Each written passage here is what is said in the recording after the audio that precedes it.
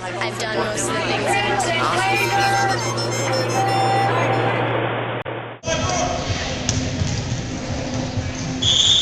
Members of the Berkeley community gathered at Berkeley's recreational sports facility Fieldhouse on Saturday to compete in the Roll and Shoot wheelchair basketball tournament.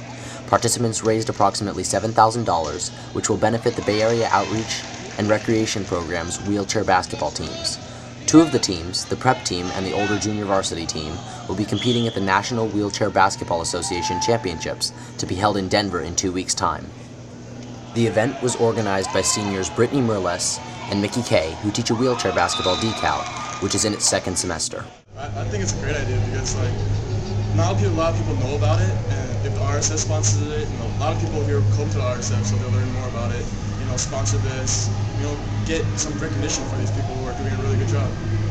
Yeah, definitely, and just taking the wheelchair basketball decal as an example, the sport's really popular and it's such a huge hit, and I believe that any other adaptive sport brought to the RSF will do just as well. So. One, two, three, revolution!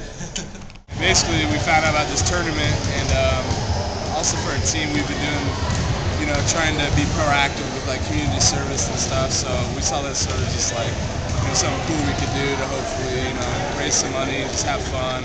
So we invited a few different people for from our football team.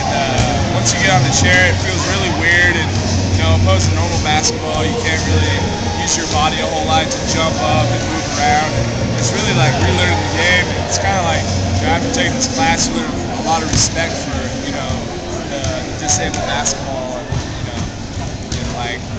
It's a real sport. You fall over. I've got cuts and stuff. It's a legit sport. I think it's cool. It's different. And I don't think a lot of people know about it. According to organizers, the program was designed to coincide with Disability Awareness Week on the Cal campus. And we started planning Disability Awareness Week actually without their direct involvement back in October. And then they approached us and said, hey, on March 9th or on March 7th, we're having this roll and shoot. And why don't we just make it all revolve around that? So we actually changed Disability Awareness Week in order to coincide with the roll and shoot. And it worked out really well.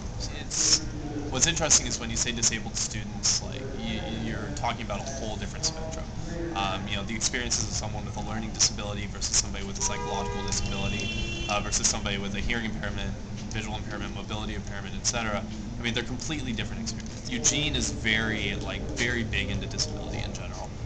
And even at the community college there, they had an adaptive fitness program where I was able to go to it. They had, standing frames where people could stand up and use those. They had a lot of really good hand cycles, very good weight machines, things like that. And they had trained staff and volunteers that were working on getting their physical therapy degrees, coming out and helping people out with that. And we don't have anything like that here. And there's not even anything like that at BCC.